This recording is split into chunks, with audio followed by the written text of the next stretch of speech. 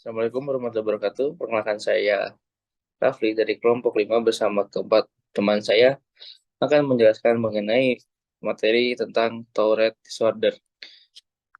Sebelum mulai ke materi, mari kita eh, sesi perkenalan terlebih dahulu. Tadi saya sudah perkenalan di awal dan langsung dilanjut dengan yang lain. Silakan.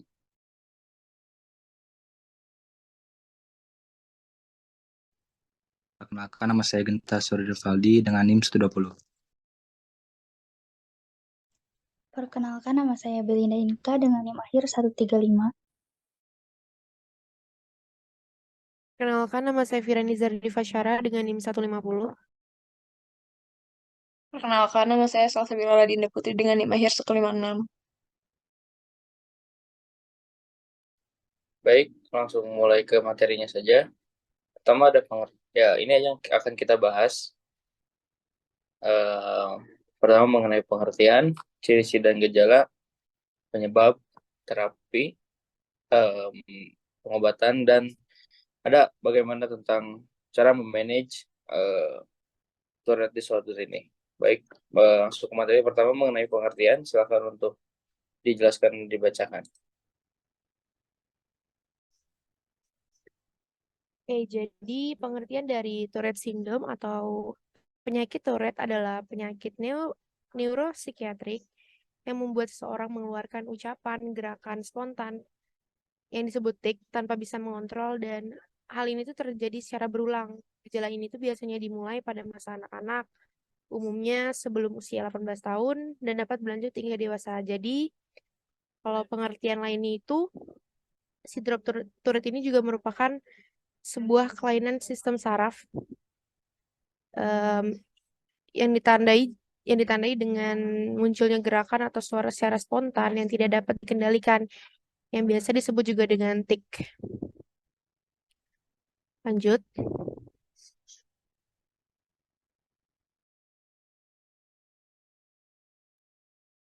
Oke, selanjutnya ada ciri-ciri dan gejala. Yang pertama ada motor tics. Tic motorik melibatkan gerakan tiba-tiba yang tidak disengaja, seperti mengedipkan mata, mengangkat bahu, atau membuat gerakan wajah yang tidak biasa. Sedangkan gerakan yang kompleks atau melibatkan beberapa otot sekaligus, contohnya seperti menyeluruh atau mencium suatu benda secara berulang, melompat-lompat, menekuk, atau memutar badan. Yang kedua ada vocal tics. Vocal tics ini sama seperti motor tics. Vocal tics juga bisa terjadi dalam bentuk simple tics maupun complex tics.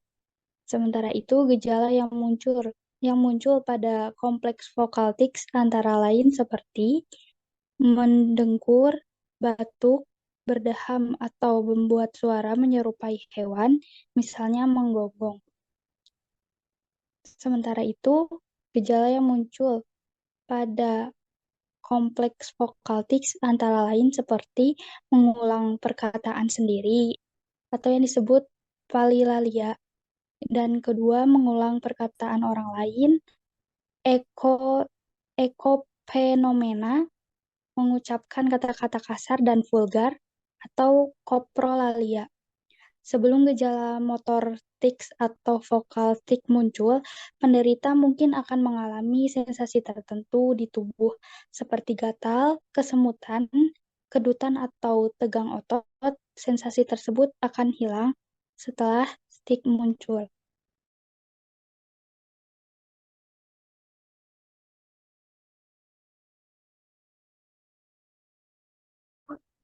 Kemudian yang selanjutnya ada penyebab dari sindrom ini.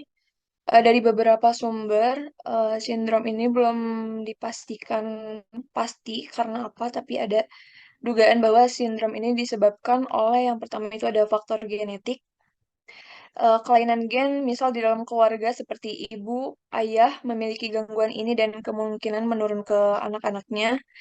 Kemudian yang kedua ada gangguan sistem saraf otak. Orang yang mengalami gangguan ini terlihat lapisan otaknya itu lebih tipis. Kemudian yang ketiga, kelainan pada otak atau neurotransmitter. dan fungsi bangsal ganglia, yaitu fungsi otak yang mengontrol gerakan tubuh. Dalam hal ini terjadi ketidakseimbangan antara senyawa dopamin dan serotonin. Hormon dopamin itu berfungsi untuk menyampaikan pesan ke otak agar bisa mengatur gerakan tubuh, sementara serotonin itu mengatur emosi. Boleh lanjut?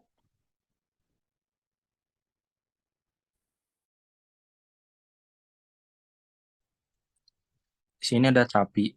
Psikoterapi, terapi perilaku kognitif bertujuan untuk melatih kesadaran pasien sindrom Tourette agar dapat mengontrol di dalam sesi psikoterapi. Terapis juga dapat menggunakan metode bantuan seperti hipnoterapi, meditasi, serta teknik pernapasan atau relaksi.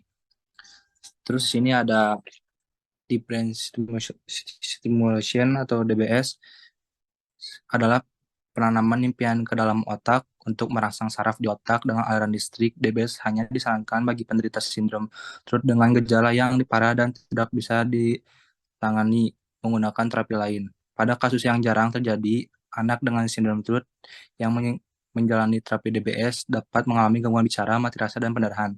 Jadi sebaiknya lebih didiskusikan dulu ke dokter mengenai manfaat dan risiko yang dapat terjadi akibat terapi DBS. Terus selanjutnya ada terapi perilaku kognitif dengan memberikan individu untuk tetap fokus terhadap perasaan positif yang dapat membantu individu mengidentifikasi peristiwa atau perasaan yang dapat memicu terjadinya disorder. Terus ada habit reversal training, terapi perilaku yang membantu orang membalikan atau melupakan kebiasaan buruk dengan mengikuti langkah-langkah tertentu.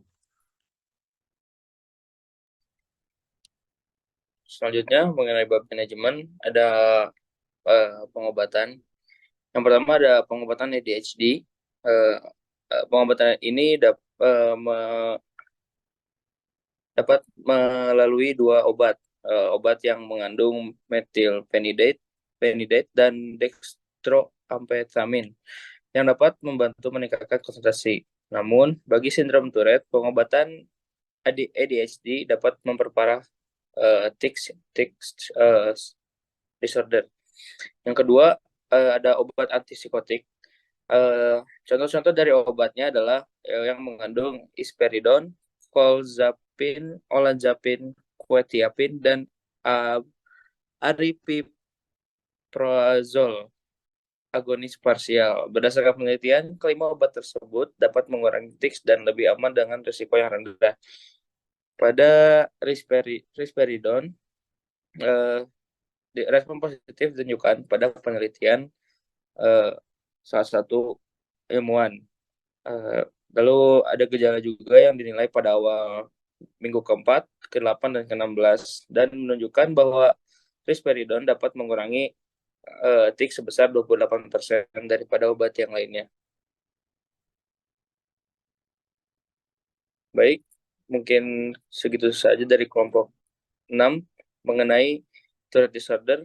Mohon maaf bila ada kesalahan. Wabillahi taufiq wal hidayah. Wassalamualaikum warahmatullahi wabarakatuh.